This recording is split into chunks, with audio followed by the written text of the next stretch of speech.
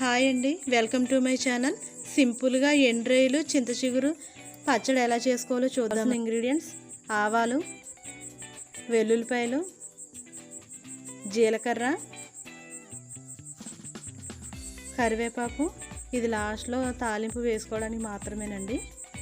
చింత చిగురు, ఎండుమిర్చి, ఎండ్రాయిలు అండి.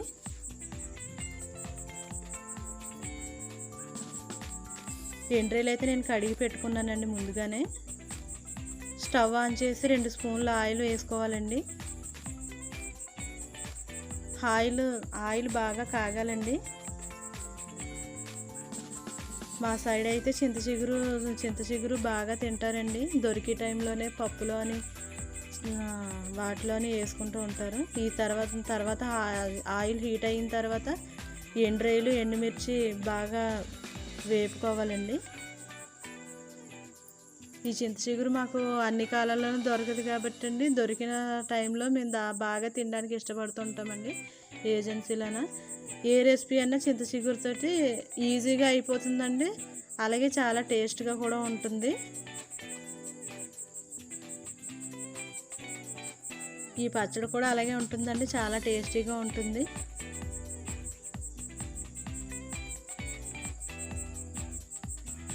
అలాగే వీడియోస్ చూస్తున్నారు కానీ ఎవరు లైక్ చేయట్లేదండి.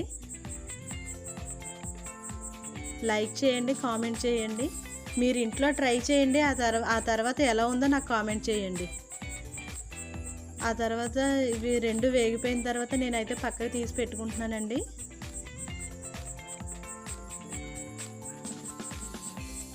పక్కకు తీసుకొని పెట్టుకున్న తర్వాత ఇందులోనే కొంచెం ఆయిల్ ఉంది కదండి, కొంచెం ఆ ఆయిల్లోనే చింత చిగురు కూడా వేసుకొని బాగా వేపుకోవాలండి.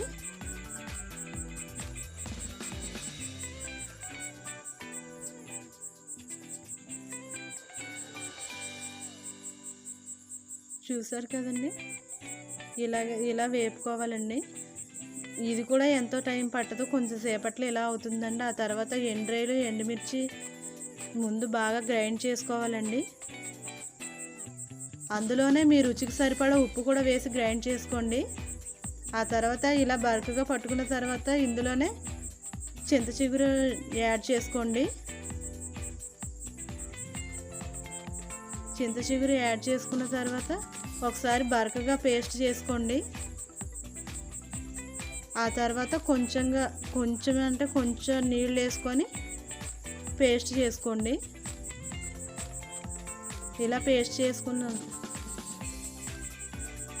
చూసారు కదండి. ఇలా పేస్ట్ చేసుకుంటే పచ్చడి రెడీ అయిపోయినట్లేనండి. చాలా ఈజీ.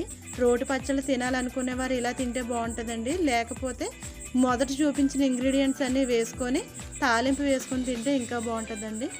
సబ్స్క్రైబ్ చేయండి, లైక్ చేయండి, కామెంట్ చేయండి. Thanks for watching.